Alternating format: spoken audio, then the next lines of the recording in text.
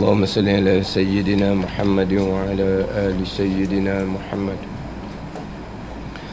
أعوذ بالله من الشيطان الرجيم. بسم الله الرحمن الرحيم.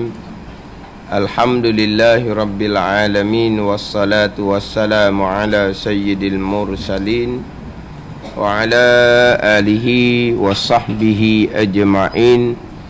رب اشرح لي صدري ويسر لي أمري واحلل عقدة من لساني يفقه قولي.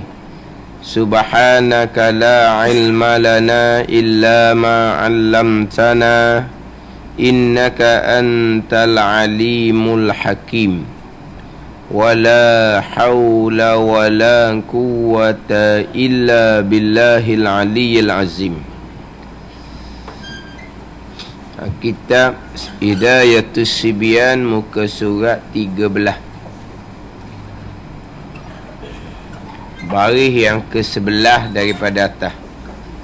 Muka surat 13, baris yang ke-11 daripada atas.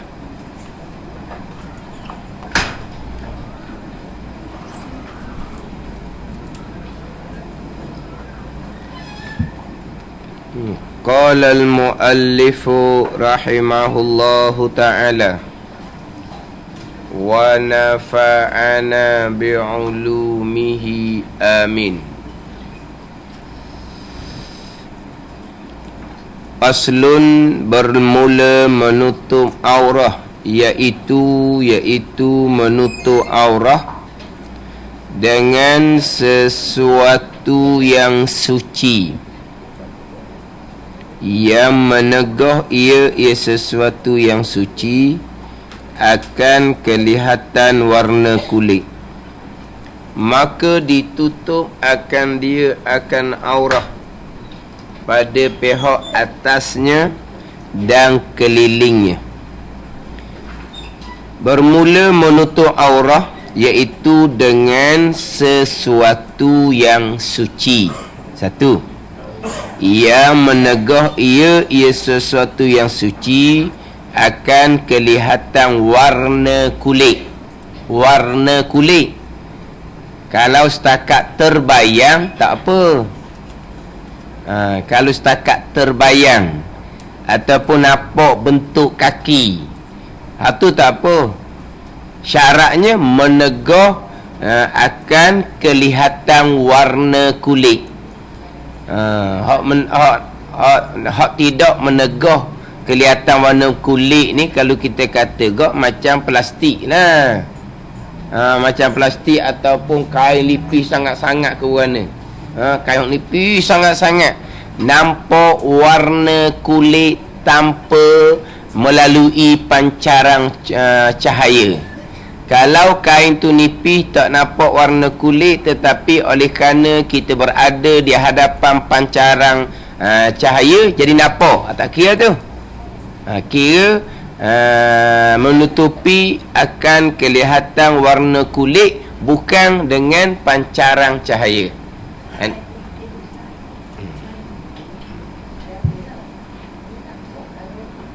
Tak ada nampak.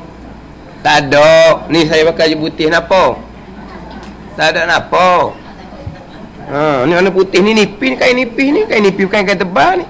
Kain nipis ni. Tak nampak. Kelihatan warna kulit. Ada ni. Menegak ia akan kelihatan warna. Ni nipis ni, bukan kain tebal ni. Ni kain nipis ni. Nampak warna kulit? Ada. Tak nampak warna kulit. Dia kalau kain memang tak nampak warna kulit lah. Kain nipis sangat-sangat setara mana dah tahulah kain tu, sampai ke nampak warna kulit. Jadi yang pertama, menutupi aurah dengan sesuatu yang suci. Yang kedua, menegah ia akan kelihatan warna kulit. Hak mengelepasnya, saya tambah satu, menutupi aurah jika kuasa. Ni menutupi aurah jika kuasa. Kalau tidak kuasa sembahyang dalam keadaan aurahnya tidak tutup dengan sempurna, sembahyang tu sah dah, tidak wajib diulangi kembali.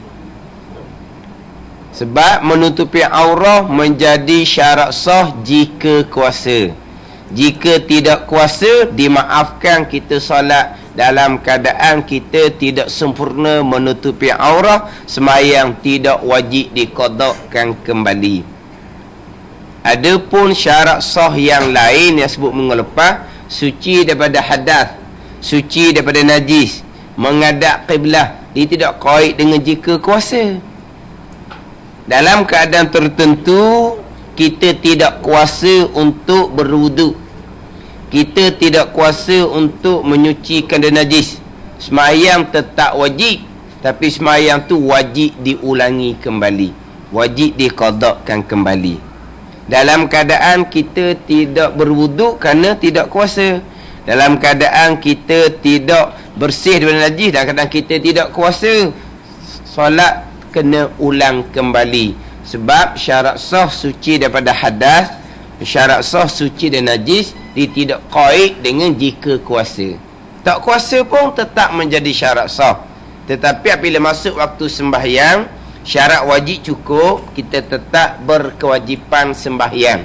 Syarat sah tak mampu disempurnakan, wajib diqadakkan kembali kemudian. Ini bukan masalah dalam qadak ni, ini masalah dia tidak ada air untuk berwuduk, dia sihat. Dia tidak air untuk menyucikan najis, dia sihat. Wajib kena qadak. Nah, wajib kena qadak. Adapun kalau orang uzur, contohnya orang yang terlantar di hospital, air sembahyang boleh diambil, tapi najisnya sukar untuk basuh sebab dia qada hajat dalam paper, maka sembahyang tu wajib diulangi kembali. Kemudian kalau dia mati gitu je, sesatlah sebab dia sudah menunaikan kewajipan. Mana kalau dia mati tak sempat nak qada dalam kubur lah. Tak ada qada dalam kubur ni, jangan salah faham pula. Qada dalam kubur sungguh. Dia wajib qada, tapi dia nak qada macam mana? Sebab dia masih lagi berkeadaan najis. Faham tak ni? Dia boleh nak qada, dia sihat, boleh semayang, tapi duk paper sama ni, nak qada pula dalam keadaan paper, tak boleh qada gitu. Sebab syarat sah masih lagi tidak mampu disempurnakan. Macam orang pakai ni kecing ikut wayar tu nah. Kecing hok dipakai saluran kecing kat atas, kemudian ada beg tu. Walaupun beg tu bolehlah ditukar dah, dia hok beg dia tu tempat air kecing bertakung, waktu boleh tukar bukan? Boleh tukar tu. Tetapi walaupun hok tu boleh tukar, tapi di saluran tu tetap ada najis. Faham tak? Di saluran tu lah, di beg tu memanglah ditukar beg baru. Di wayar dia tu. Maknanya dia tetap berhubung dengan najis. Tetapi kalau hak di beg tu boleh dia tukarlah kanlah, kurangkan najis tapi tetap ada najis. Faham tak? Jangan pula oleh kerana saluran tak ada najis, hak beg ni boleh kita tukar, biar. Kalau tukar beg pun saluran najis juga. Hak ni boleh kita buat kan, kurangkanlah najis tu. Walaupun masih lagi solat setengah najis, sebab dalam saluran tu ada najis, tapi kurangkan najis. Sebab kita mampu tu. Kau tahu dia macam mana beg tu? Beg tu kan boleh buang kan? Dia buang tu, lepas tu dia basuh, dia pasang ke mana? Mana beg yang sama tu dia pasang semula? Pasang semula. Mana beg tu buang kencing, mana boleh basuh lah. Dah basuh, mana buang kencing je. Maknanya sekarang ni, kalau kita boleh kurangkan najis, kita wajib kena kurangkan najis tu.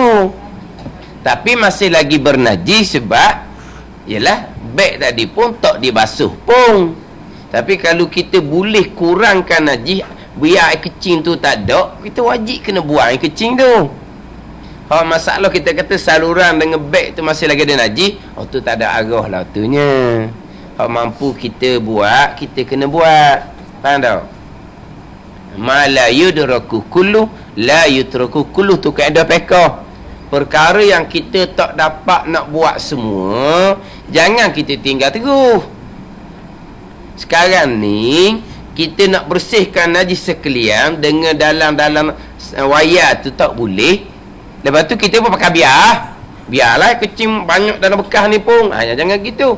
Perkara yang kita tak mampu nak kerjakan semua, kita tak mampu nak dapatkan semua, jangan kita tinggal semua. Lepas tu Nabi kata fa'tu minhu mastata'tum. Iza amartukum bisyai' fa'tu minhu mastata'tum.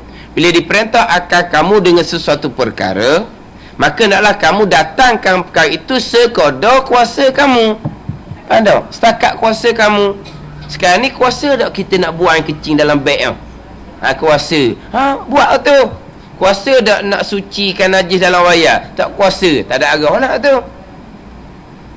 Tapi janganlah pula apabila kita tak mampu nak bersihkan habis-habis dengan wayar-wayar tu, kita mau pakai biarlah dengan air kecil hak dah bekas tu, walaupun air kecil dah bekas tu boleh buang. Faham tak ni? Tak boleh buat semua, jangan tinggal semua. Ini kaedah dia gitu sebagai Nabi suruh tu lah. Bila diperintahkan kamu dengan sesuatu perkara, maka nak kamu datangkan, kamu kerjakan perintah itu sekuasa-kuasa kamu. Faham tak?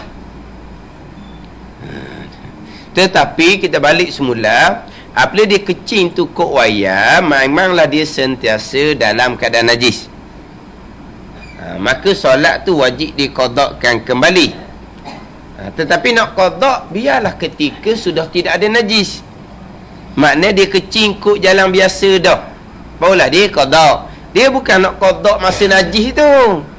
Masa najis tu dia hanya sembahyang hak kewajipan dia tu, hak masuk waktu, dia orang Islam, dia balik, dia berakal, dia suci haid dan nifas, cukup syarat wajib, dia wajib sembahyang waktu. Dalam keadaan ada najis, sembahyang tu wajib diulangi. Nak ulangi sembahyang ni, biarlah dalam keadaan syarat sah disempurnakan sekaliannya, barulah kita wajib ulang. Sampai ke mati kecing kok wayar, tak ada apa-apa lah. Tak adalah kewajipan qada tu. Tapi memang masa dia hidup tu dia berkewajipan qada, mana tahu kok kan dia boleh kecing kok biasa semula kan. Dia kecing kok wayar ni saluran sementara tu, ada orang sementara je dah, ada orang selama-lamanya. Lah orang kecing kok wayar tu ada orang sementara bukan? Ada orang memang selama-lama. Memang dia selama-lama. Dah selama-lama tak ada qada lah.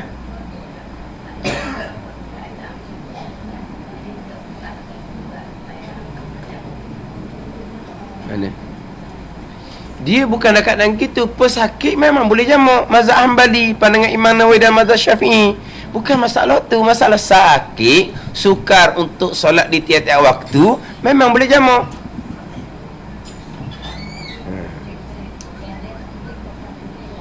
Jamak lain, kosa lain. Jangan rakung pula dua tu. Ipung je lah bolehnya. Akhir zuhur lepas sekali ngasar tu dah panggil jamak. Tu waktu masing-masing. Lah jamak macam musafir tu lah. Apa lah. Jangan pula lagi kosong pula. Bukan musafir ni.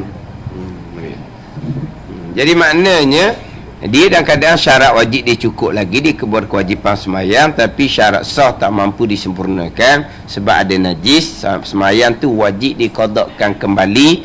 Bila wajib qada ni? Apabila dia mampu menyempurnakan sekalian syarat sah. Faham tak? Bila dia mampu menyempurnakan sekalian syarat sah, maknanya najis pun tak ada dah, barulah dia wajib qadakkan kembali. Kalau dia bersekali najis sampai ke mati, tak ada masalah lah. Bereslah situ, selesai lagi yang qada tu. Faham tak? Cuma kita nak ceritanya syarat sah, suci daripada hadas, suci daripada najis, dia tidak berkait dengan jika kuasa. Adapun menutupi aurah ni dia kait dengan jika kuasa. Pada kait, maknanya dia ada syarat dia. Yang menjadi syarat sah menutupi aurah jika kuasa. Kalau tidak kuasa menyempurnakan syarat sah, kait tu lah. Allah.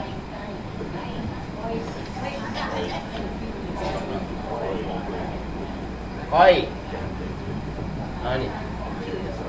Kait dah ni. Allah. Kait lah. Ke ngait kait tu buat baju ngait tu. Mana kait ni apa? Sabit lah. Syarat dia gitu. Mana menutupi aurah, syarat sah sembahyang jika tu kait dia panggil. Jika kuasa. Jika tidak kuasa, maka disolat dalam keadaan tidak sempurna menutupi aurah, sembahyangnya sah, tidak wajib diqadakkan kembali kemudiannya.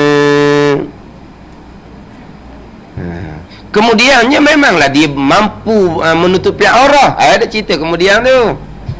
Sebab sembahyang dia sudah sah. Sebab masa dia sembahyang tu, dia memang tidak kuasa untuk menutupi aurah. Dia tidak kuasa menutupi aurah ketika dia solat. Maka solat tanpa menutup aurah dalam keadaan tidak kuasa, solat tu beres dah, selesai dah, tidak wajib diqadakkan kembali. Adapun kalau solat serta berhadas, wuduk tak mampu nak ambil, solat serta najis, najis tak mampu nak dibasuh, solat tu kena qadak kemudian. Tu je beza dia. Sebab itulah kalaulah kata dia tak mampu menutupi aurah, dia tak kuasa, solat dia sah, maka dia sah jadi imam. Sebab yang sah jadi imam adalah mereka yang tidak wajib diqadakkan kembali solat kemudian, maka sah jadi imam. Kalau merekanya solat tu wajib diqadakkan kemudian, tak boleh jadi imam. Adapun orang yang tidak sempurna menutupi aurah, dalam keadaan dia tidak kuasa, solatnya tidak wajib diqadakkan kembali, maka bolehlah jadi imam walaupun makmum tu menutupi aurah dengan sempurna sekalipun. Dia nak jadi imam ni sembahyang yang tidak wajib diqadakkan kembali. Kalau sembahyang tu kena qadak kembali kemudian, tak ada jadi imam. Sekarang ni seseorang yang sembahyang dalam keadaan tidak menutupi aurah dengan sempurna, dalam keadaan dia tidak kuasa, solatnya sudah sah, tidak wajib diqadakkan kembali kemudian selepas dia mampu menyempurnakan tutup aurah tu lah, dia tak wajib kemudian, maka sah jadi imam walaupun makmum tadi menutupi aurah dengan sempurna. Jadi menutupi aurah dia ada kait dengan jika kuasa. Kemudian menutupi aurah ni dengan sesuatu yang suci. Dengan sesuatu yang suci, dengan pakaian yang suci. Ini syarat dia. Kalau pakaian tu tidak suci, ada najis, tak boleh pakai dengan pakaian yang ada najis tu. Tak boleh. Maknanya, saya sebut dah kelas terdahulu, pelik dah bunyinya. Dia ada satu helai pakaian. Dia ada satu helai pakaian najis. Dia ada satu helai pakaian. Pakaian tu najis. Kemudian tidak ada air untuk membasuh najis itu. Selatula je. Ada lain dah. Dia pun pakai. Maka siapa time nak solat, dia wajib kena buang hak selat tu. Lepas tu dia wajib solat dalam keadaan telanjang, solatnya sah, tidak wajib diulangi kembali. Kenapa solat dia sah? Sebab dia tak kuasa untuk cari pakaian yang suci. Dipanggil apa? Tidak kuasa. Solatnya sah. Faham tak? Hak ni dalam keadaan keuzuran ni.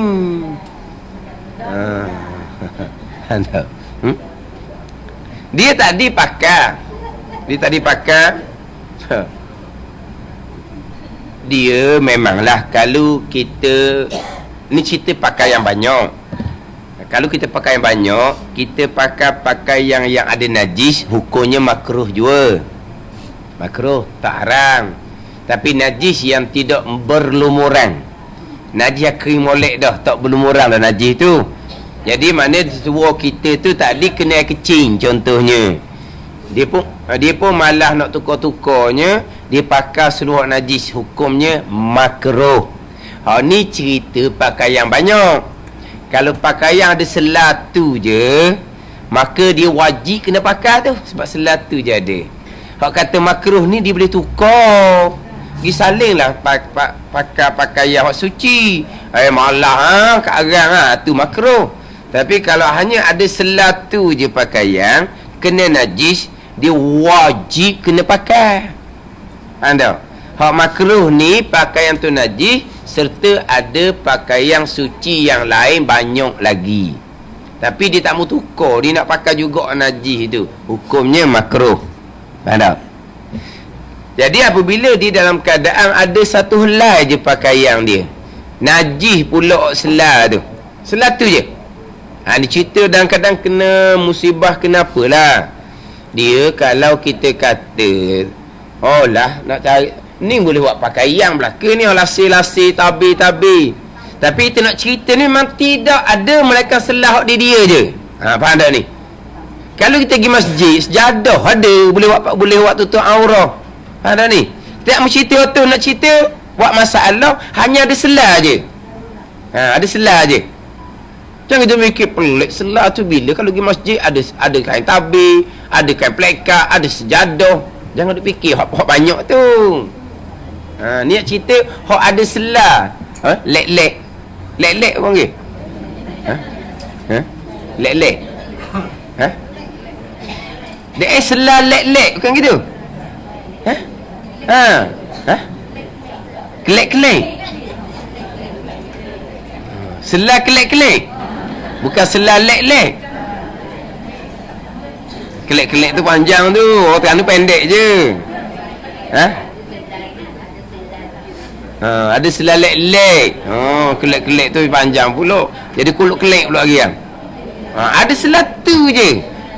Kemudian najis pula dah, kena air kecing tadi, tak ada air nak basuh. Kalau ada air basuh, dia wajib basuh. Lepas tu basuh boleh pakai semayang. Ada air pula nak basuh. Lepas tu macam mana? Dia masa nak semayang, wajib dia kena buang pakaian tu. Semayang dalam keadaan telanjang. Semayangnya sah, tidak wajib diulangi kembali, diqadakkan kembali. Hak suruh semayang tetap dah, sebab semayang dah cerita dah ni. Hak masalah aurah ni, dan macam mana pun semayang tetap wajib. Makna sekarang ni tu ada selah hak najis. Kalau memang telanjang bulat belaka, kurung dia orang contohnya, orang kenayak, orang kurung telanjang bulat belaka, tetap wajib semayang. Tetap wajib semayang.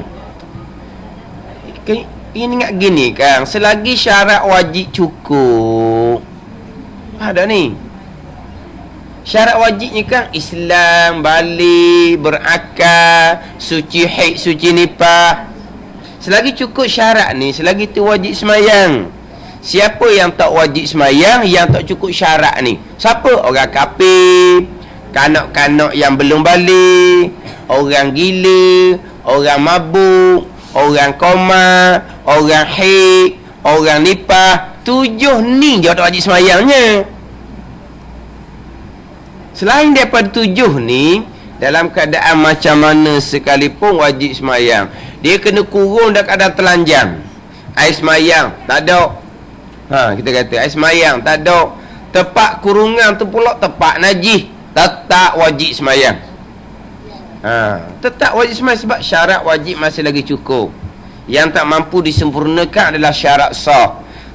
Syarat sah tak mampu disempurnakan, tidak menggugurkan kewajipan sembahyang. Ni pun payah nak faham kadang-kadang orang ni. Dah mayang warna wuduk tak ada, mayang warna najis ada ni. Itu syarat sah yang mampu disempurnakan. Kalau syarat sah tak mampu disempurnakan, dan kena darurat gitu, dia tidak menggugurkan kewajipan sembahyang. Sebab syarat wajib lain, syarat sah lain. Ni comel dalam kitab Hidayatus Sibyang ni. Ni Hidayatus Sibyang, petunjuk bagi kanak-kanak ni. Ini ilmu kanak-kanak ni. Hidayatus Sibyang, tapi tak katalah kanak-kanak. Dia kata petunjuk bagi orang yang baru belajar. Tu. Sibyang ni orang baru belajar. Tapi makna asalnya petunjuk bagi kanak-kanak. Jadi kita nak kenal mana syarat wajib, mana syarat sah ni, ilmu hak mula-mula nak ngaji lah ni. Berarti Hidayatus Sibyang ni petunjuk bagi orang yang baru nak belajar. Jadi orang baru nak belajar bab semaya, dia kena kenal lah syarat wajib hak mana, syarat sah hak mana. Jadi kita nak kena kira dulu, siapa ke hak wajib semayang? Orang Islam, orang balik, orang berakal, orang suci haid dan nifas. Tahu dah. Orang wajib semayang orang ni. Lepas tahu dah wajib semayang, syarat sah berapa pula? Cerita buat syarat sahnya pula. Cukupkan syarat sah. Tahu dah syarat sah, cukup dah syarat sah. Syarat qabul pula, syarat tuan terima. Gitu kat tu pula. Sah dah. Kadang-kadang tuan terima, kadang-kadang tuan tak terima. Syarat qabul, syarat terima, ikhlas ke tak ikhlas. Tasawuf pula tu. Tu bukan dalam kitab fiqh. Tu dalam kitab tasawuf. Syarat wajib dengan syarat sah dalam kitab fiqh. Syarat qabul, tuan terima tak terima, itu dalam tasawuf. Tapi sebelum kita nak cerita tuan terima tak terima, buat tu sah dulu. Faham tak ni? Buat tu biar betul dulu, biar sah dulu. Tuan terima ke tak, lagi pada keikhlasan pula. Bab kiblat ni cerita dah kan, ijtihad lah apalah bab kiblat. Cerita dah dulu bab kena cerita bab tu ta'aruf ni. Lagi tajuk dia payah sikit. Bab kiblat cerita dah dulu. Jadi sekarang ni apabila kita menyempurnakan syarat sah, barulah nak suruh Tuhan terima. Terima tu pergi kepada berkaitan dengan ikhlas kita. Dia kena pergi kat tu lah. Dia kena buat molek dulu. Dah faham tak ni? Contoh-contoh ngaji Quran contohnya, ngaji biar betul dulu. Ngaji Quran dengan hukum lah, cari guru.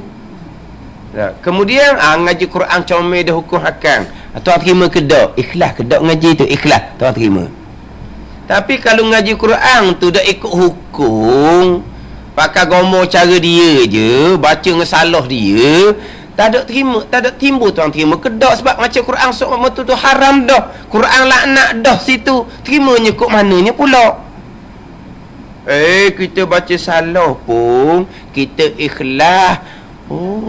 Gitu pula. Dia nak ikhlas ni buat betul dulu. Mana buat ikut garis dulu, buat ikut hukum dulu, kemudian ikhlas ke tak. Faham tak?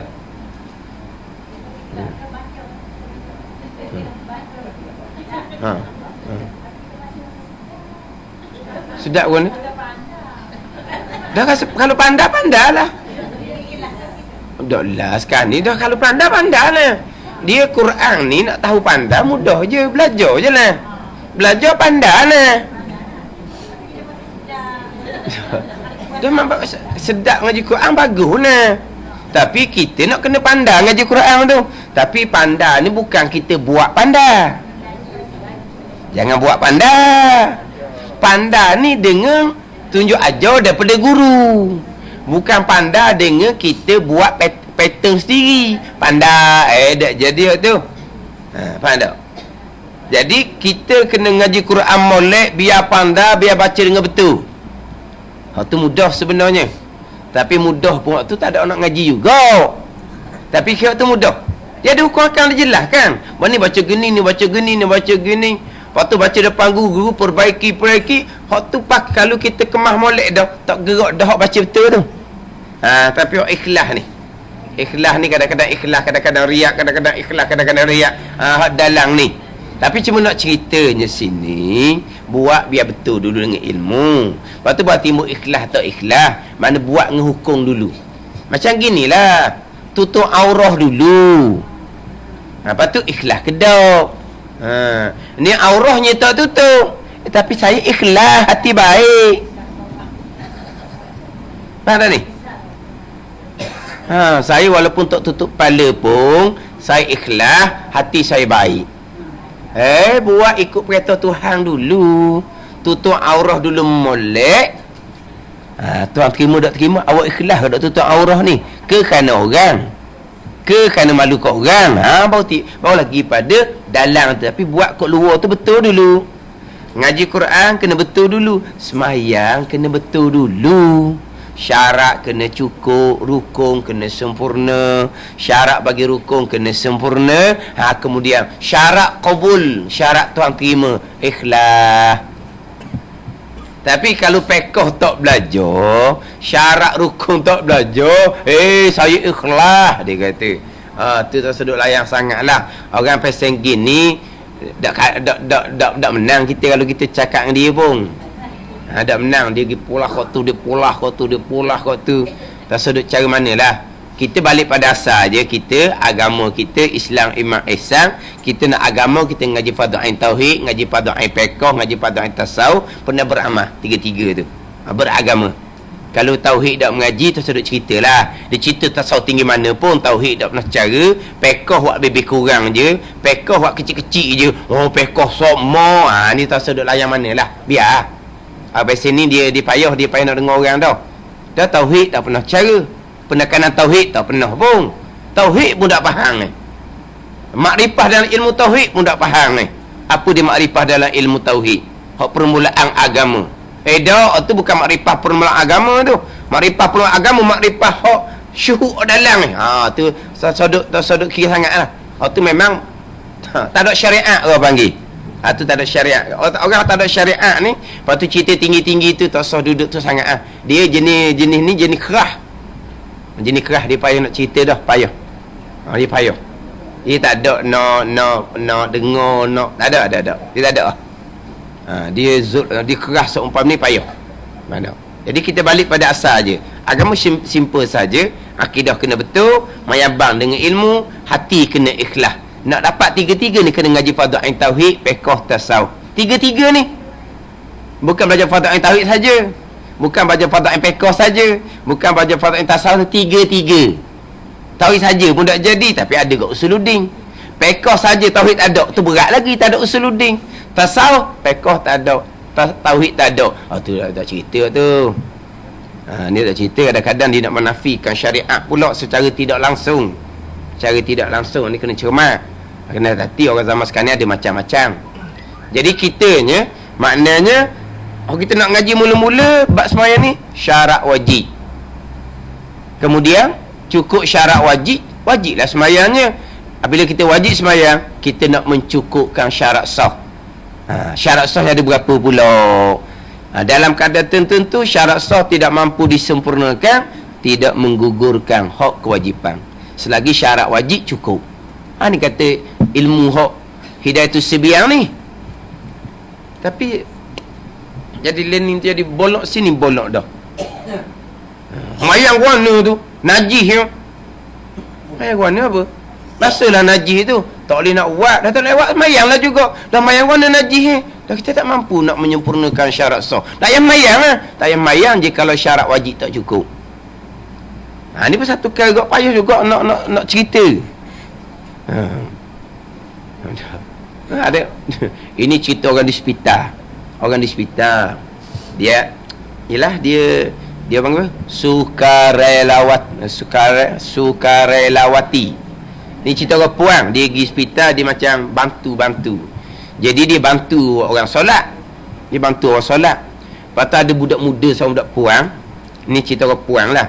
Jadi nak solat. Jadi mokcik ni, kita kata mokcik kak gitulah. Jadi mokcik ni dia pun tolonglah budak ni. Budak ni nak solat. Tapi budak ni memanglah dia terlantar.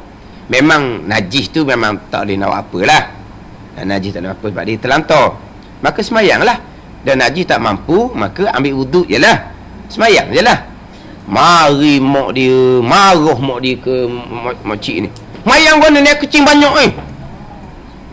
Faham tak? Mayang guna. Kucing ni. Najis ada nak mayang guna. Basuhlah najis tu. Memang tak boleh nak buat. Tak gugur kewajipan semayang kerana kis najis. Dah tahu kan ustazah? Mak tu ustazah pecing. Mak ustazah pecing. Dah pelik apa ustazah tak tahu? Dah pelik. Yang makna mokcik tu tolong anak dia yang minta nak mayang. Dia mokcik dia duk tolong orang lain kan, duk tolong semayang. Dia nak mayang lah. Tapi memanglah dia tu nak keadaan terlantar gitu, memanglah terlantar, memang qada hajat dalam paper. Dah tu dah nak buat nak orang ni waktu. Tapi tidak menggugurkan kewajipan. Semayang marah pula mak dia mari. Mayang apa dia ajar gitu. Najis-najis semayang juga. Najis wajib kita sucikan. Dah ni tak mampu, tak ada arah lah. Tak ada arah lah. La yukallifullahu nafsan illa wus'aha je. Tidak diberati akan seseorang melainkan yang mampu je. Tuan tak ambil salah dah sini tak mampu.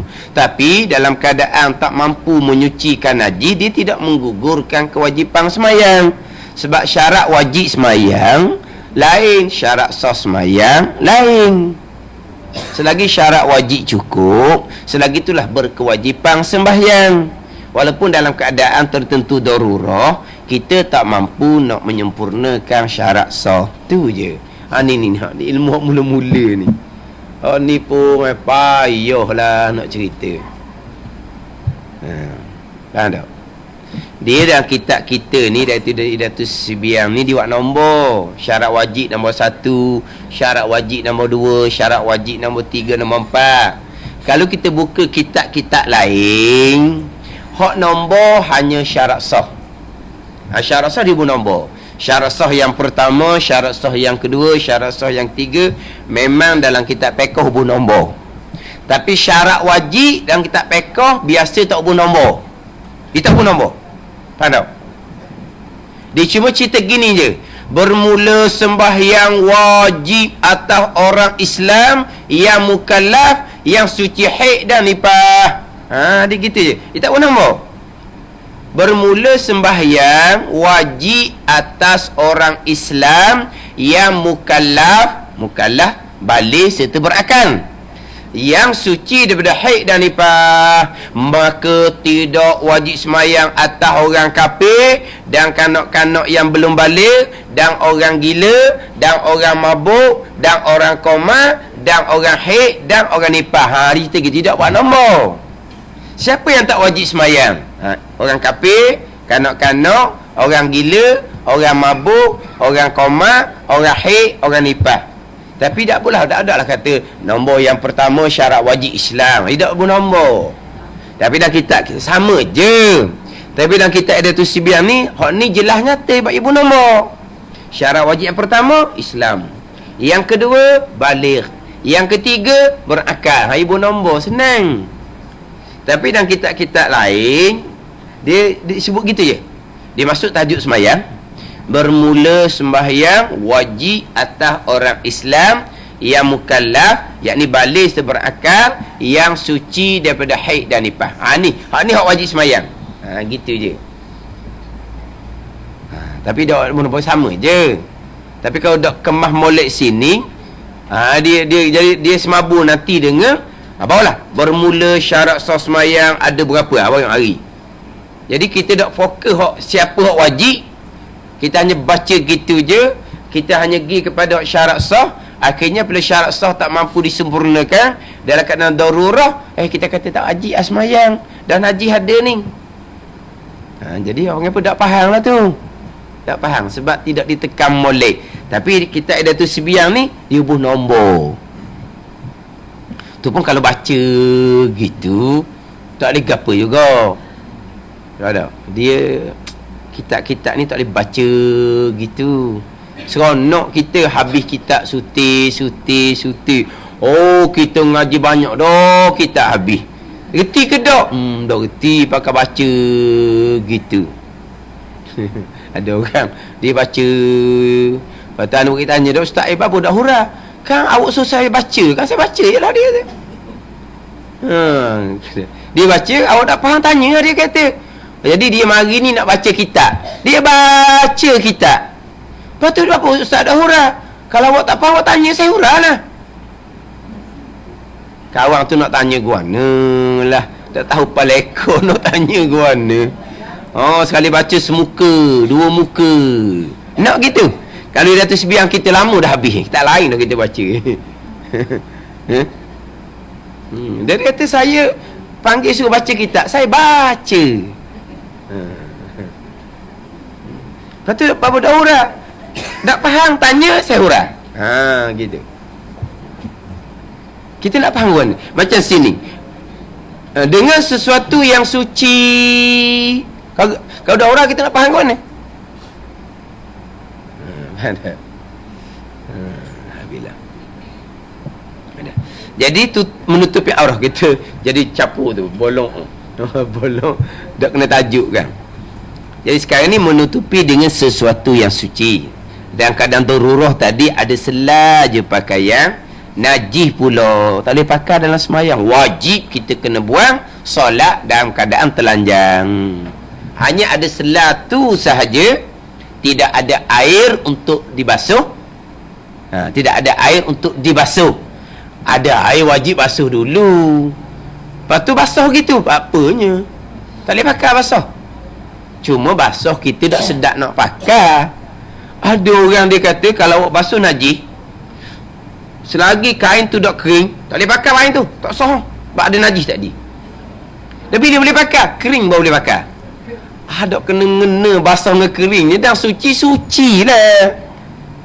Tapi yang kita tak pakai basuh sebab tak boleh nak pakai. Tak selesa nak pakai basuh. Dia kata tak boleh. Kalau basuh tu bukan basuh najis, boleh pakai lalu. Kalau basuh tu basuh najis, tak boleh pakai sebelum kering. Tak boleh pakai sehinggalah kering baru boleh pakai. Tak boleh pakai sehinggalah kering baru boleh pakai. Kalau basuh tu kerana basuh najis. Kalau basuh tu kerana basuh kotor peluh je, boleh pakai lalu sebab dia tak najis. Tapi kalau basuh tu kerana basuh daripada najis, selagi tak kering tak boleh pakai. Tak tahu lah pasal. Pasalnya apa tak tahu.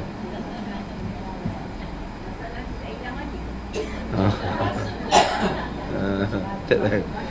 Tapi maksud dihura dua. Dihura tu maknanya kalau basuh kerana basuh kotor bukan najis, boleh pakai segera dalam keadaan basuh tu.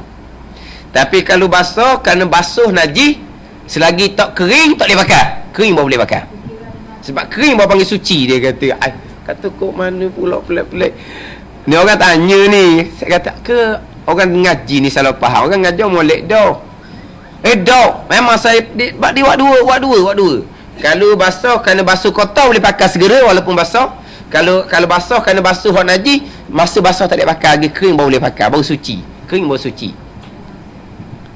Kata ni ke salah faham ni. Tak, memang dia tak salah faham. Funggu learning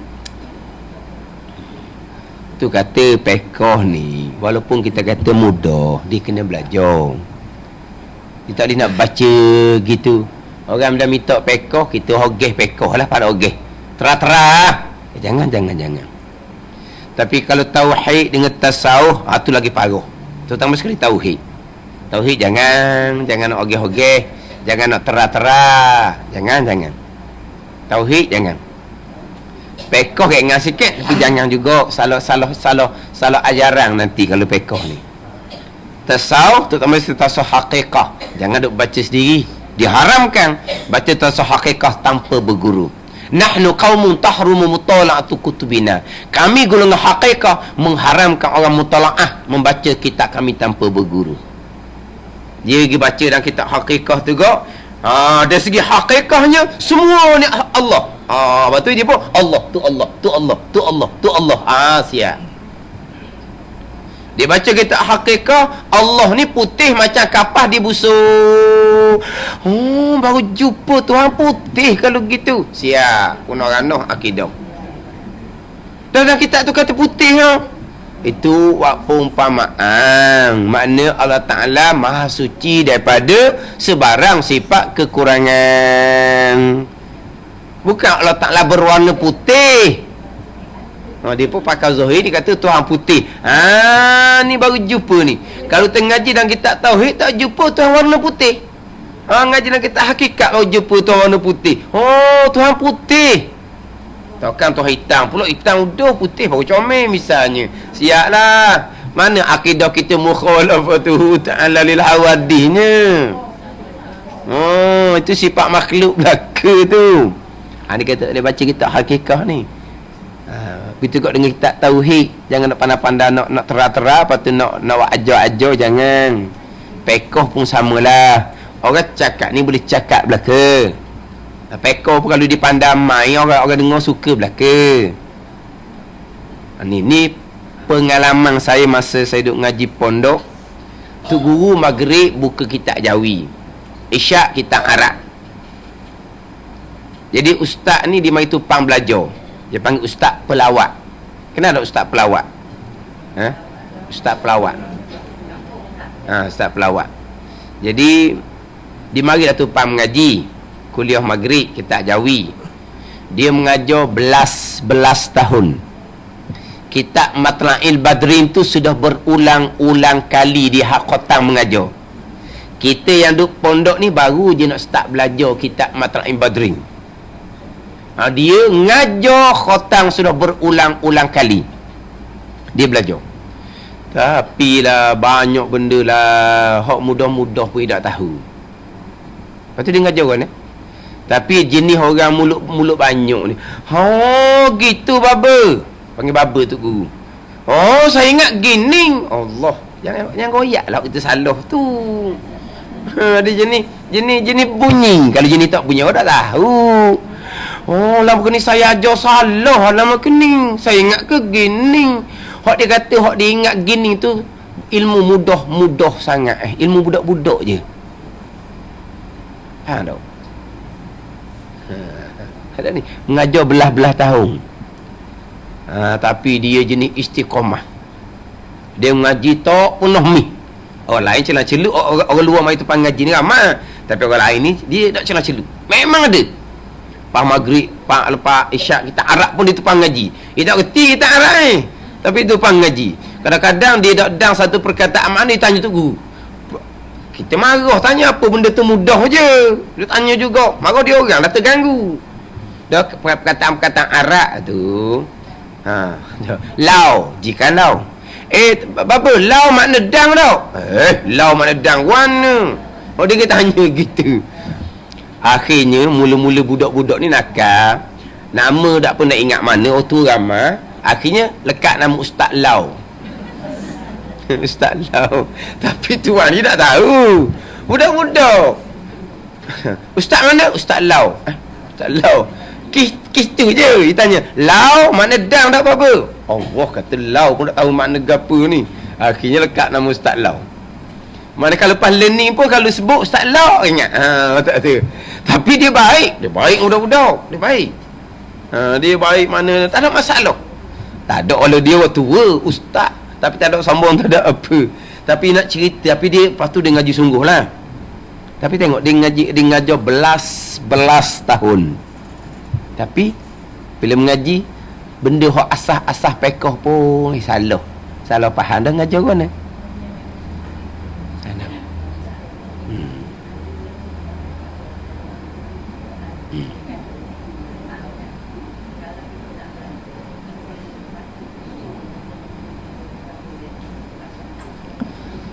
Dia bukan kata ilmu tasawuf sahaja. Kita kena usul dia ngaji daripada siapa-siapa. Semua ilmu sama je.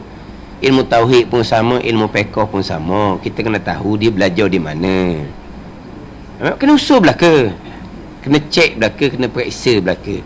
Tapi kita nak usul, nak periksa, nak cek ni ada adab dia lah. Adalah kaedah dia, adalah cara dia. Tetapi kita taklah kata terima. Dah dia ngaji mana tak tahu, tapi dia sedap cerita tak tambah tu, tak tahu dia ngaji mana. Kalau kitab tu kitab Jawi pondok mana dia ngaji, nak tahu gitu. Dia ngaji pondok tu, tak apa lah. Maknanya, tapi kalau orang dulu dia cermat, kalau kita mengaku mengaji mana-mana pondok, dia akan pergi jumpa tu guru.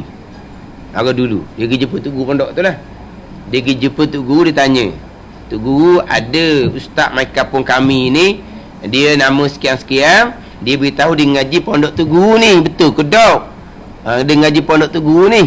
Sebab kami orang kampung ni nak tumpang belajar. Tu guru pun kata, iyalah anak murid dia lah. Lepas tu orang kampung akan tanya pula, dah boleh tak kami nak tumpang ilmu dia? Tanya. Faham tak? Tu guru kata, boleh lah. Dia orang ngaji lama. Tu kata gitu. Orang kampung pakai sepatah selidah dia ambil. Ni orang kampung. Tapi dia cek dulu. Pergi jumpa tu guru. Sepatah selidah dia ambil. Faham tak sepatah selidah? Dah faham sepatah selidah?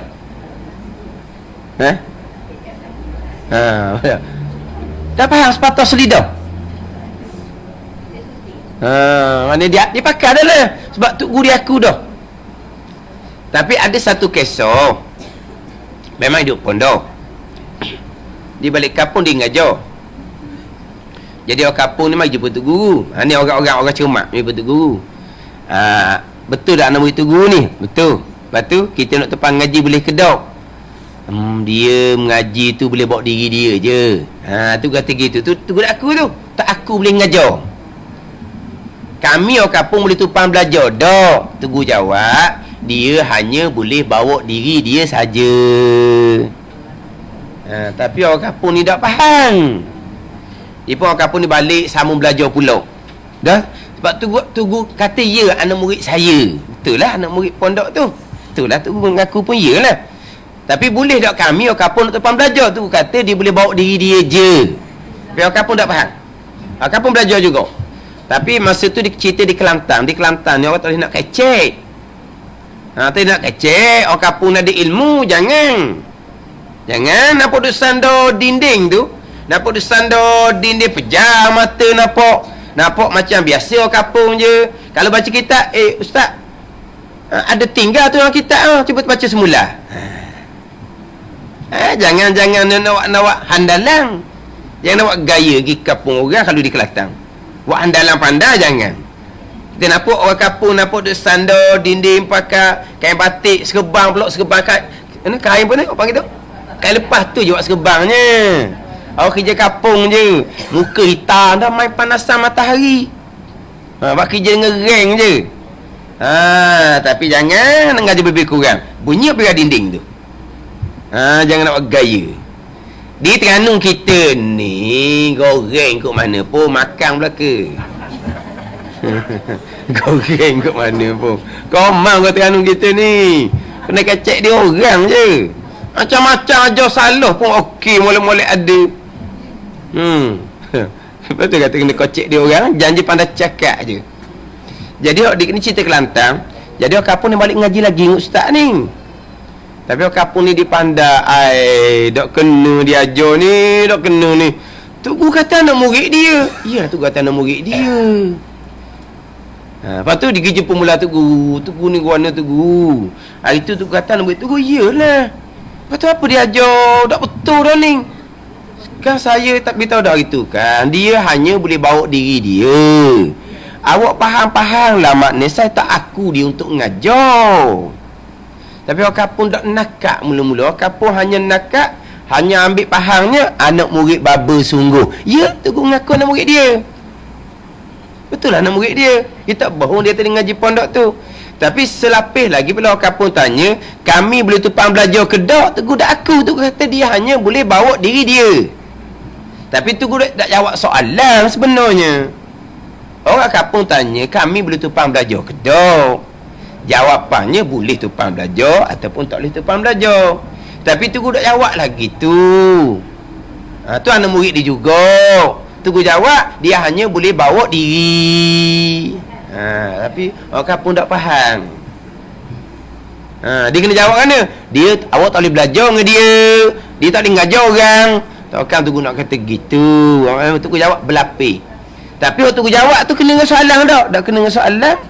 Soalan, boleh tak kami nak tumpang belajar? Jawablah, boleh belajar, boleh tumpang belajar ataupun tak boleh. Tu guru tak jawab. Tu guru jawab, dia hanya boleh bawa diri. Maknanya tak boleh mengajar. Lepas tu orang kampung suruh berhenti ya. Dah tu guru kata gitu. Memang dia ngaji. Duk pondok lama juga. Tapi dia jenis moteng. Tak apa ngaji mana lah. Kena ngelok semua ni. Oh, hilang semua. Tidur semua. Kalau masuk kelas pun, masuk lewat-lewat. Kadang-kadang tidur. Oh, kadang-kadang duduk khoyar, duduk ngaji. Gitulah. Duduk lama. Mana Tok Guru boleh tengok lah. Ni tak sungguh ni. Ni malah duduk kapung. Orang tua ajak pergi kebun. Duk pondok boleh berehat, auto atau duit semua setiap bulan. Ada budak-budak pasang gini. Dia duduk rumah, dia kena kerja. Nak tolong ayah Kau duduk pondok, ayah dia atur duit semua. Duduk pondok boleh sedap duduk. Ni. Duduk lama tapi tak ngaji batu tu kadang Tok Guru tak dia aku. Dak aku untuk ngajar orang. Makna betul lah memang ni bab ilmu agama. Tapi terutama sekali bukan ilmu tasawuf saja. Ilmu fiqh bersama, tapi paling besarnya ilmu tauhid lah. Ilmu tauhid kena ingat molek. Hak fiqh pun samalah. Tidak timbul macam-macam ajar hak pelik-pelik, hak karu. Dia tak boleh nak baca. Sini pendek je. Suatu yang suci. Kau najis kau mana? Najis tak apa orang kali pura. Najis tak boleh. Mana kalau ada selat tu je kena buka, kena telanjang bulat semayang tu. Ni mazhab Syafi'i kita. Ada pun 3 mazhab lain wajib kena pakai. Walaupun najis. 3 mazhab laginya wajib kena pakai. Sebab menutup aurah lebih lebih besar tuntutan daripada menghilangkan najis. Jadi situ dua tu. Sama ada menutupi aurah ataupun suci dan najis. Kalau nak menutupi aurah, najis. Kalau nak suci daripada najis, kena telanjang. Mana ni? Dan sekarang ni ada selat. Selat cotek tu lah. Kemudian najis. Selat najis.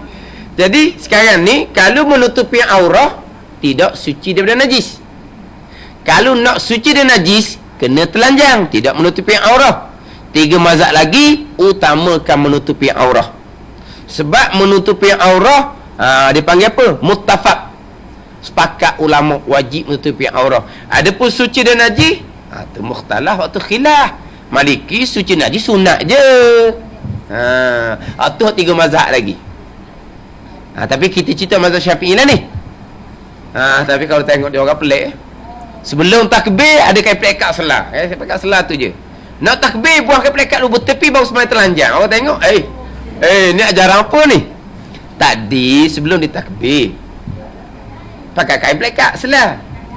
Lepas nak siapa masa nak takbir dia pun ni lipat-lipat bertepi dia pun semai telanjang. Orang tengok, apa ni? Ni sekarang ni wajib semai telanjang ni walaupun orang ramai ada sekalipun situ. Orang lain tak mayan ni tak cerita, ni cerita dia seorang ni. Dia wajib telanjang walaupun ramai orang ada. Lepas tu orang lain mana? Wajib tutup mata. Mu tengok aurat dia, mu haram.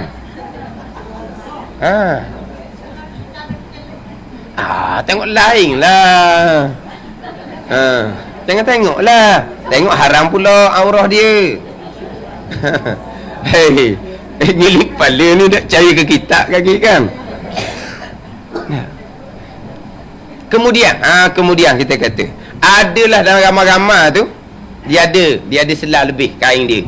Dia pun nak beri kepada hak ada selah najis hak. Dia nak beri betul-betul heboh. Beri terus. Tak wajib terima. Tapi boleh terima lah. Terima gila. Tapi mana tak wajib terima. Dia nak kekal telanjang. Soft semayang dia. Tak wajib terima. Sekarang ni nak beri. Tak wajib terima. Tidur dulu tak beri ni. Beri tak wajib terima. Tapi kalau kawan ada lebih ambil pinjam kain kawan wajib kena terima. Kalau pinjam wajib terima. Sebab apa? Kalau beri ni besar bangkitan kemudian. Ungkitan tu besar kemudian. Kalau pinjam ungkitannya tak besar kemudian. Ungkit ni jatuh maruah kita. Ingat baik mari tu. Masa mu tak ada pakaian nak semayang, siapa beri kain ke muslah? Ungkitan tu. Agama jaga benda ni. Pinjam je dia nak ukit mana. Allah pinjam sekali akui semula kamu kan. Maknanya boleh lawan semula. Itu hukum agama. Maknanya kalau dia heboh beritahu, tak wajib terima. Nak terima, terimalah. Tapi kalau nak kekalkan dengan sembahyang telanjang, sembahyang dia sah, tidak wajib diulangi kembali. Ada orang ramai situ tengok, tak boleh tengok, paling ke lain. Faham tak?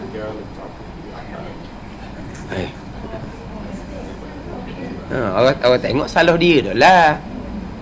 Itu kalau ada selah hak najis. Hak telanjang bulat terutuh tu memang tak mampulah. Ada selah suci.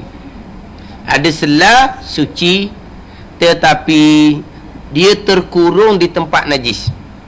Dia terkurung di tempat najis. Maknanya kalau dia nak sembahyang, nak suci daripada najis, dia kena hampa alas. Kalau dia pakai, dia terpaksa berdiri atas tempat najis. Faham tak? Sekarang dia terkurung di tempat najis. Dia ada kain selah suci. Kalau dia pakai, berarti dia semayang atas tempat najis. Kalau dia kain sehelai itu digunakan untuk hampa, dia semayang tak ada najis tapi telanjang. Dia wajib gunakan kain itu untuk hampa, semayang telanjang. Itu mazhab Syafi'i. 3 mazhab lagi wajib pakai walaupun semayang atas tempat najis. Faham tak? Jadi dia dalam mazhab Syafi'i itu lebih kepada suci daripada menutupi aurah.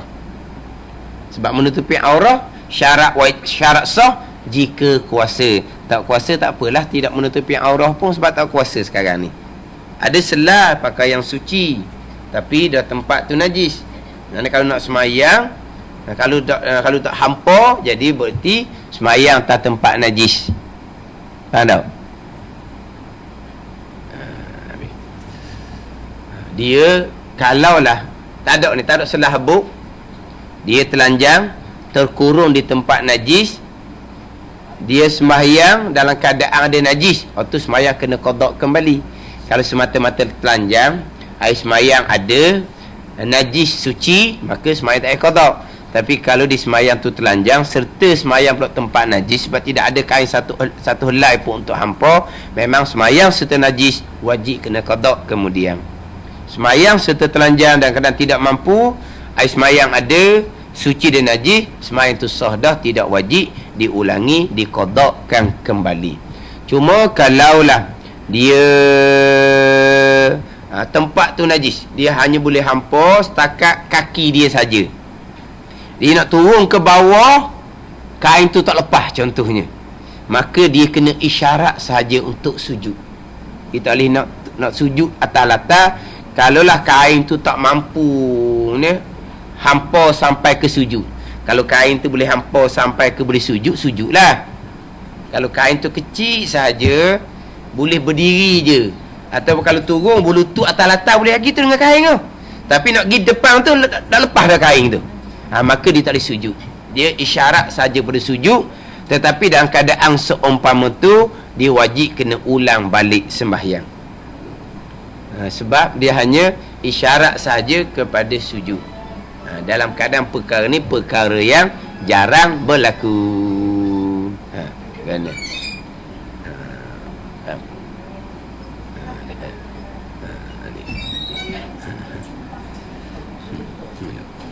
jadi kena ambil molek ni dengan sesuatu yang suci.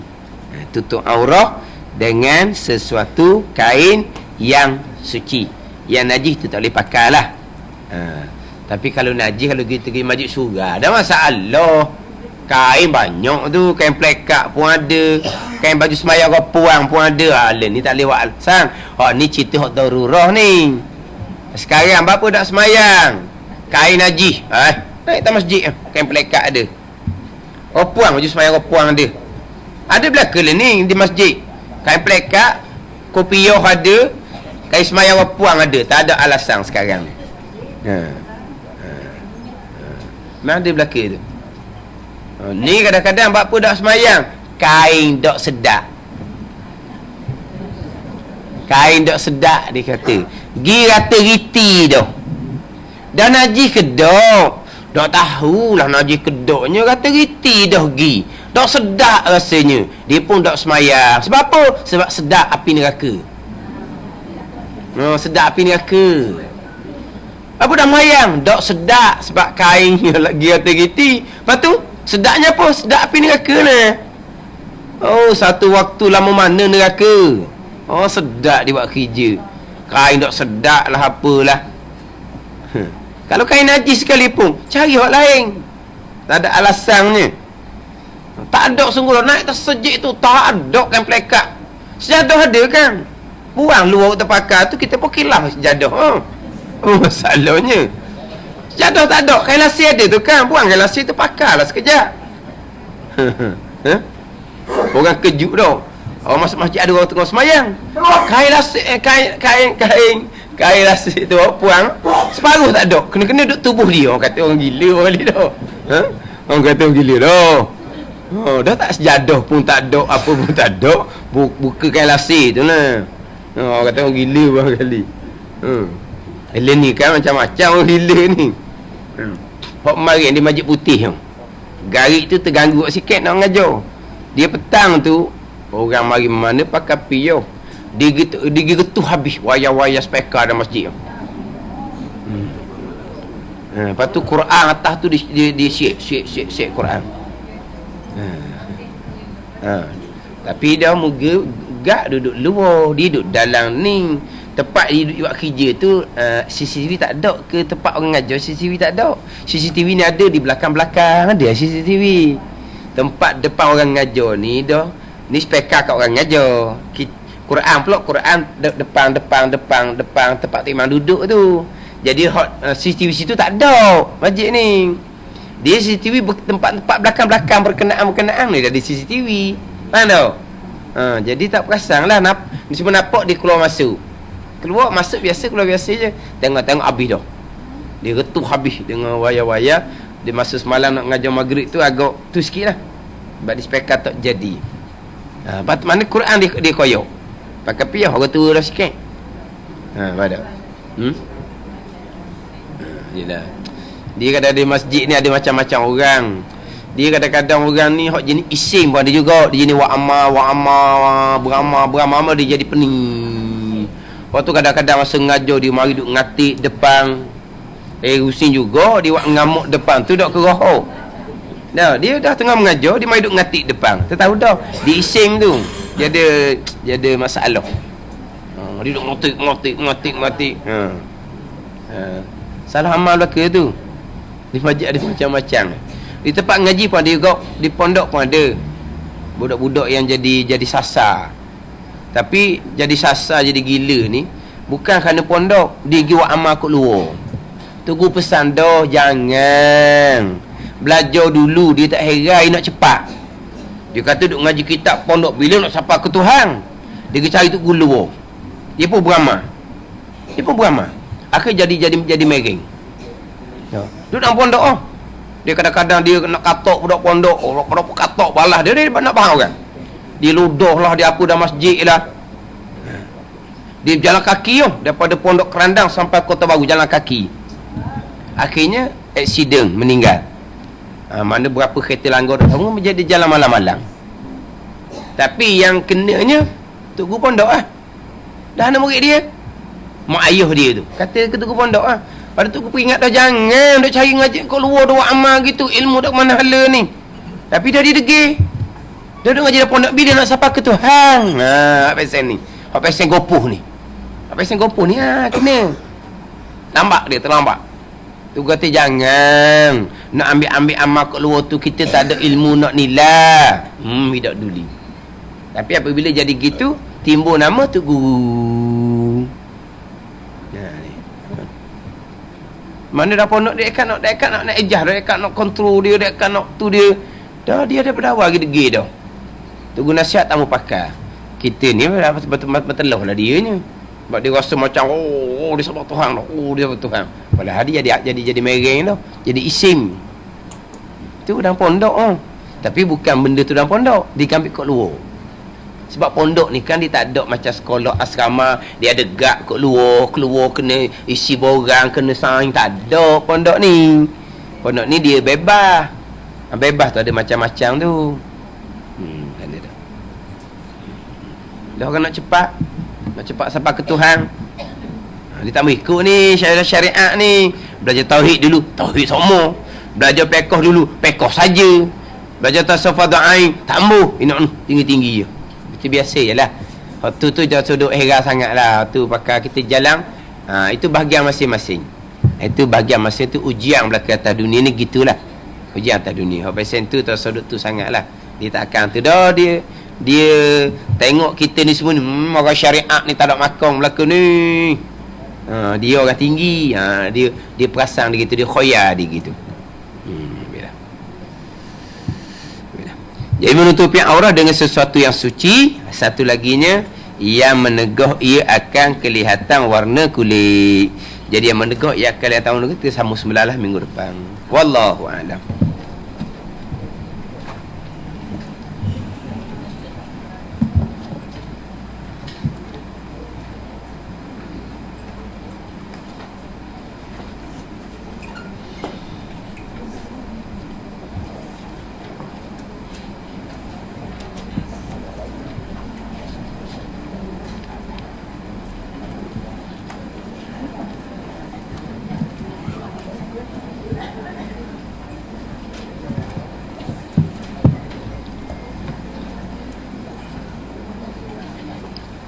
Ini kita 20 sifat hati yang keji dan terpuji, muka surat 10.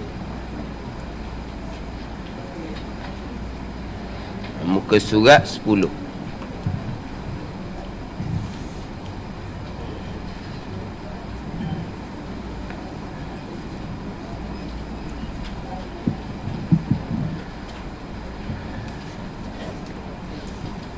Qala al-muallifu rahimahullahu ta'ala wa nafa'ana bi'ulumihi amin.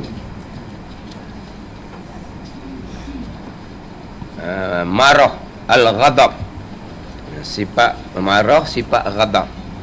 Ini sifat cela yang ketiga. Sifat cela yang ketiga, ghadab, marah. Seorang laki-laki telah datang menghadap Rasulullah sallallahu alaihi wasallam. Kata seorang lelaki, perintahkan daku sesuatu pekerjaan dan mohon disedikitkan perintah itu. Maka Nabi sallallahu alaihi wasallam bersabda, la taghdab, artinya jangan engkau marah. Jadi dia dalam kitab ni dak cerita panjang lah. Sebab dia rekah-rekah je ni. Yang mana sifat ghadab, sifat mazmumah. Daripada sifat ghadab ni dia menimbulkan berbagai-bagai kemaksiatan yang lain. Mana daripada marah timbullah maksiat zahir, pukul orang, maki orang, bunuh orang. Tu maksiat zahir. Dan daripada ghadab marah ni timbul maksiat hati. Maksiat hatinya dengki. Ni dengki sifat mazmumah yang kedua tu. Di antara sebab dengkinya, kita dak marah ke dia. Bila kita marah ke dia, maka hati kita sukalah kalau orang yang kita marah tu Tuhan tarik nikmat. Orang yang kita marah tu Tuhan jatuhkan balak. Sukalah kita sebab kita marah ke dia. Jadi orang kita marah tiba-tiba dapat nikmat. Maka timbullah sifat dengki. Kenapa timbul dengki? Sebab kita marah ke dia. Itu punca. Jadi marah ni sifat hati. Tadi pukul orang, maki orang, bunuh orang, fitnah orang, apa semua tu hak zahir. Hak dengki ni hak batin. Termasuk juga sifat sifat dendam. Dendam tu pun mari daripada mana tu? Mari daripada marah. Sebab dendam ni adalah taruh marah dalam hati. Faham? Kenapa dendam ni? Kita bahasa Melayu sebut dendam kesumat. Dendam kesumat. Dia dendam ni taruh marah dalam hati. Sifat marah tu bawa pada dendam. Mula marah, geram, lepas tu dendam. Ni. Lepas tu timbul dengki. Ini mari daripada sifat ghadab, sifat marah. Tapi sifat ghadab, sifat marah ni terkadang kena ada tu. Ada tempat kita kena gunakan sifat marah. Contohnya, kalau kita tengok benda mungkar, kita nak cegah benda mungkar ni mari daripada hati marah lah tu. Dia buat benda mungkar, maka kita pun jadi tak kenang. Lepas tu kita cegah. Last kalinya kita tak mampu, kita marah dalam hati, kita benci di hati akan mak mungkar yang dilakukan. Fa'il ni fa'ilam tastati' fa bilisani, fa'ilam tastati' fa biqalbih tu. Tengok tu. Kita cegah dengan hati, kita marah dalam hati. Tapi kita nak bunyi tak berani sebab kita tak makan cekak contohnya. Kita tak berani. Jangan budak learning. Jangan duduk nak komen-komen. Dia kenayak mak haji tu kat lagi. Faham tak? Dia kenayak lah, jangan. Tegur-tegur kok. Macam awak kisah tegur perih mutu. Dia tegur budak tu perih mutu. Ni perih, faham tak perih? Bising lah.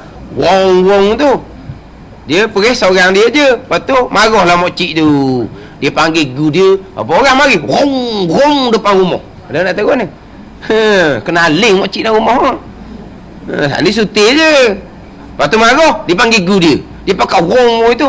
Poli mari dia lari. Poli lari dia mari pula. Wong-wong dia tidur kawan tu. Lepas tu siapa berani nak pergi tu? Tu tengok tu kok, mata pun masing-masing merah tu, maduk terlampir gitu, dak siomang tu. Tengok berani ni. Mana yelah. Kita tak berani ni, ni marah di hati. Fa bi qalbi. Faham tak? Sebab itulah ia kadang-kadang nak cegah-cegah benda mungkar ni pun tengok jugalah. Kadang-kadang kalau duduk tegur-tegur, bangun pagi esok, kulit batin jatuh, dicabut tangga dia orang. Jangan. Dia juga kawan tu turun tanah, gulai batin jatuh. Dah mana ke tahu? Pijak tu tangga tak ada, cabut tangga dia orang. Dalam rumah zaman itu bukan tangga macam tangga seming gini. Tangga zaman itu, tangga mana sangat. Dia repih cabutlah tangga tu. Tapi tuan rumah dah sedar. Sedarlah bukan begitu kau jakah tu kau ada benda. Gulai batin tanah lah. Itulah. Dia kata tu cara orang. Sebab tu kalau kita tak mampu, maka kita cegah dengan hati, marah dengan hati. Maknanya marah ni pun kena ada juga. Tapi marah yang terkawal.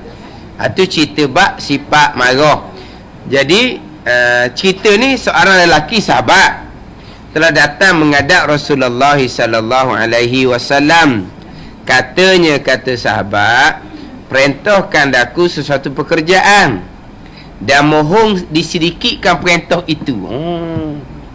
Dia jumpa dengan Nabi, nak suruh Nabi royak gapa-gapa, Nabi perintah gapa-gapa supaya dia boleh amal. Lepas tu dan sedikit oleh musuh, sikit pula dah. Tak mahu banyak-banyak, nak sikit je. Maju pun Nabi, nak supaya Nabi royak ke dia perintah satu pekerjaan, tapi sikit dah lah. Mana apa ni? Tak kuat ni. Banyak-banyak kan tak ada nak amal pula. Disuruh minta sikit. Maka Nabi SAW bersabda, la taghdab. Sikit tu. Artinya jangan engkau marah. Tapi hak Nabi sabda ni jawami'ul kalim dia panggil. Jawami'ul kalim ni hak Nabi cakap pendek tapi isi panjang lebar. Kita ni cakap banyak, isi tak balas mana. Tu pesen kita. Nabi cakap mungkin bernas. Faham tak? Mana cakap pendek tapi maksud dia panjang. Itu panggil jawami'ul kalim. Macam ginilah, kalau kita nak berdoa gitu juga. Kita disunatkan berdoa jangan jawami'ul kalim, doa pendek-pendek tapi makna dia panjang. Ni jangan doa yang berjela-jela. Berjela-jela pada berdoa, hak tu makruh. Berjela-jela, ya Allah, ya Allah, ya Allah, ya Allah. Kita doa ni dalam tujuh patah, 7 permohonan je, 7 Allahumma je. Tak sudah panjang-panjang. Saya ngaji dengan arwah Baba Najmuddin Kerandang, tak panjang mana doa lepas mayang. Kalau kata doa arwah pun lepas tahlil, tak panjang mana. Tapi kalau doa lepas mai jenazah memang pendek. Pendek tu. Lepas mai jenazah sebab nak cepat. Nak cepat.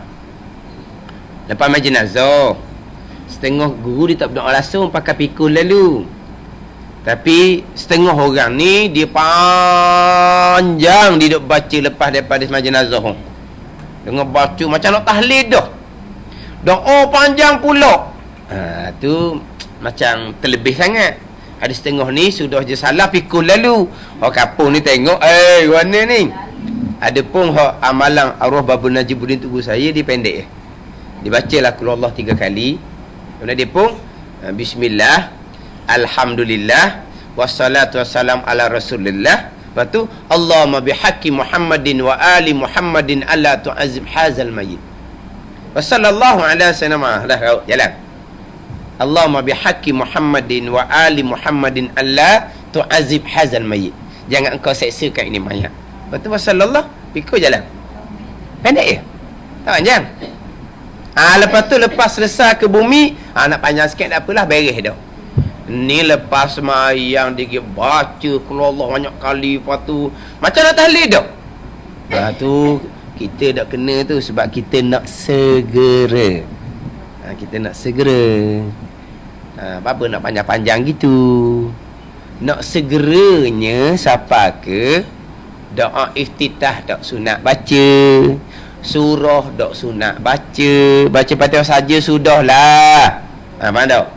Baca Fatihah sudahlah. Sebab apa? Nak segera. Doa lepas takbir yang keempat pun hukumnya sunat je. Sebab nak segera. Pendek-pendek sudah doa yang keempat tu. Allahumma la tahrimna ajrahu. Pendek-pendek sudah beri salam. Lepas tu baca doa pendek-pendek jalanlah. Tapi masa semayang pun tu kisah doa tak panjang. Tapi doanya doa yang jawami'ul kalim lah. Allahumma inna nas'aluka minal khairi kullihi ajilihi wa ajilihi ma'limna minhu wa ma'lam na'lam. Aku minta akan kebaikan yang sekarang dan yang lagi akan datang, dan kebaikan yang kami tahu dan kebaikan yang kami tak tahu. Tengok tu kan. Wa a'udzubika minasyarri kullihi. Aku minta berlindung daripada kejahatan sekaliannya. Ajilihi wa ajilihi. Hak sekarang, hak akan datang. Lepas tu aku mintanya apa? Allahumma inna nas'aluka min khairi ma sa'alaka minhu abduka rasuluka Muhammad. Kami minta akan dikau akan permohonan yang diminta oleh hamba engkau dan rasul engkau Nabi Muhammad sallallahu alaihi wasallam. Jadi kami minta kebaikan hak Nabi kami minta. Dan kami berlindung dengan kejahatan yang Nabi kami minta berlindung. Pendek tu tapi panjang. Doa tu doa Nabi ajar tu. Tu doa Nabi ajar. Jangan pula ada orang buat kelakar. Jadi dia tahlil malam tu Syekh tahlil tak mari. Dia kata tahlil boleh bawa, dia kata doa dia tak ingat. Tak apalah doa tak ingat. Lepas tu dia buat tahlil. Lepas doa, Allahumma ya Allah, mintalah sebagaimana Syekh tahlil minta malam kemarin. Dari tengok tu kelakar tu. Ada. Jadi kalau kita minta macam Rabbana atina fid dunya hasanah. Kebaikan dunia. Nak cerita apa lagi? Apa yang kita nak? Atau panggil jawami'ul kalim. Ni berdoa anak makmum tangan buatah berbawah. Buatah berbawah. Lengah. Dah Allahumma berjela-jela. Tak kita buat riba. Tak cakap dah nak akad. Dia doa biar jawami'ul kalim, doa yang pendek tapi maksud dia panjang. Lepas tu doa ibadah disunatkan hak original. Mana hak original? Bahasa Arab. Itu hak original, disunatkan hak original, hak bahasa Arab. Kita tak tahu makna, belajar makna. Itu afdal. Tapi kalau doa kat Melayu pun boleh pahala doa, tapi tak boleh pahala afdal lah. Ada juga dia berdoa dua, bahasa Arab terjemah, bahasa Arab terjemah, jadi berjela-jela pula. Tunggu dulu, tak ada doa kat Melayu, cuma doa kat Arab lah ke? Orang muda-muda sekarang ni, saya doa kat Melayu lah sebab awak semua faham doa saya. Orang dengar ni, ya sungguh, orang tua duk doa kat bahasa Arab, kita tak reti. Bagus ustaz sekarang ni, doa kat Melayu kita reti. Assalamualaikum, kita tak reti tu. Memang afdalnya hak Arab ibadah afdal hak asal hak Arab. Lepas tu doa biasa-biasa lah. Kalau kita baca doa Rabbana atina fid dunya hasanah, kita faham makna. Rabbana zalamna anfusana, kita faham makna. Kau tu dah faham kat mana? Tu kena masuk kelas bahasa Arab pula jadinya. Biar kena faham lah sikit. Tapi kalau doa kok Melayu pun boleh pahala berdoa. Bukan kata salah berdosa, bukan, tapi tak ada afdal lah. Tapi kita kadang-kadang kita kata hak tu hak comel. Doa kok Melayu tu hak comel, walah tu afdalnya hak Arab. Afdalnya hak Arab. Tapi doa-doanya doa yang rekah-rekah tapi maksud dia panjang. Jadi Nabi pendek je ni, la taghdab. Dia kata nak pendek kan, nak sedikit kan. Jadi pendek sungguh lah, tapi pendek ni bukan pendek siapa ke tak ada makna ni, panjang ni. La taghdab, jangan engkau marah. Maka lelaki itu mengulangi lagi permintaannya. Mana pendek, Nabi pendek sungguh. Maka lelaki itu pun ulanglah. Maka Rasulullah SAW mengulangi lagi sabdanya, la taghdab. Nabi ulang. Dia riwayatkan oleh Bukhari dan Muslim. Ini hadis sahih. Jadi lelaki itu tanya berulang-ulang, Nabi jawab pun berulang-ulang. Dan hak Nabi kata ni, Jawami'ul Kalim ni, dia kadang-kadang Nabi ni bersabda tengok kepada orang. Mungkin orang ni hak lain comel, tapi sifat pemarah tu dah hilang. Maka batu Nabi ulang hak jangan marah. Maka sahabat hak ni pun tak marah dah siapa ke bila-bila. Sebab apa? Sebab dapat berkat daripada hak pertanyaan tu. Sahabat hak bertanya ni, jadi tak ada dah marah dianya. Sebab apa Nabi ulang? Sebab lepas tu kadang-kadang bila sahabat tanya ayul a'ma afdal, apakah amal yang afdal, Nabi jawab tak sama. Ada yang jawab as-salah fi awali waktiha, semadi awal waktu, sebab mungkin di sembahyang tu lewat. Nabi jawab supaya buat baik ingat ibu bapa, mungkin dia ingat ibu bapa dia kurang baik. Nabi jawab ni kita sedekah dalam keadaan orang tidak mengaku, mungkin dia tu kurang sedekah. Jadi apabila sahabat tanya apakah amal yang afdal, jawapan Nabi tak sama, sebab Nabi tengok orang. Sahabat tu dia kok mana hak dia kurang, Nabi pun cerita hak kurang dia itulah. Sebaik-baik amal solat di awal waktu. Nabi kata gitu. Sebab kemudian sahabat ni dia lewat. Ada. Sebab tu dia nak mana nak menyampaikan apa ni, kena tengok orang yang kita nak sapa tu. Dia panggil mad'u tu. Jadi kita nak sapa biarlah biqadri ukulihim, qada akal mereka. Mana kalau kita qada kita ni qada ilmu asah, beri ilmu asah. Faham tak? Kalau qada dia qada ilmu asah, kita kena sapa ilmu asah. Kalau qada dia asah selesai dah, kita sapa ilmu hak sesuai dengan dia. Baru tak nanya. Sebab tu dalam kitab hikam sendiri, jangan sampaikan ilmu hakikah ni kepada yang bukan ahli, maka anayai kamu akan dia. Dan jangan kamu halang ilmu hakikah kepada ahli, maka anaya kamu akan dia. Mana kalau dia bukan ahli, kita beri ilmu hakikat dia khoya gitu lah. Sedap dengar cerita bak makom dia sedap dengar. Tapi nanya dia, akidah dia tak ke mana hala. Semayang bang dia pun tanpa ilmu. Ilmu bak ikhlas, bak taubah, bak syukur tak pernah belajar. Nanya ke dia, tapi dia dengar sedap. Orang hok nyapa pula pandai cerita pula. Asyik dia ralik tinggi. Tapi kalau orang tu dia boleh memahami ilmu syariat lepas, kalau kita sekat jadi nanya kat dia ilmu dia tak naik lah, tak meningkat ilmu dia. Tapi nak ceritanya kena tengok. Kita pergi tempat mana? Pergi tempat yang mana ilmu asas pun tak ada, kita duk cerita bab tinggi-tinggi. Tauhid tak ada tempat tu, fiqh tak ada tempat tu, duk cerita tinggi-tinggi tasawuf hakikat apa semua. Ni bukan ahli. Kita boleh kenal seseorang ahli dengan satu-satu ilmu tu, dia letak kena tepat. Faham tak? Kita nak kenal orang ni ahli ke dalam perkara tu, tengok dia letak mana perkara tu. Kalau dia letak kena tepat, dia pandai menilai, dia ahli. Faham tak? Tapi kalau ilmu hakikah digajar kepada orang hak jahil syariat, dia bukan ahli dalam ilmu hakikah. Ini bukan hak original ni hak palsu. Sebagai contohlah, maknanya kalulah hak hitam belia hak sebenar, di mana dia letak? Kalau hak jam hak mahal-mahal Rolex dan mana dia letak? Tapi kalau dia duduk jaja kot kaki lima ni, tu bukan hak sebenar tu, itu hak tiruan, hak Thailand tu. Gitulah juga. Faham tak ni? Hak mahal-mahal ada tempat dia, ada bilik dia. Faham tak? Siapa nak masuk dalam tu? Orang hok makan cukup belaka. Dia nak masuk dalam tempat jual intan bulian, jual jam dan hijau Rolex tu, orang hok makan cukup, makan mewah, masuk situ. Faham tak?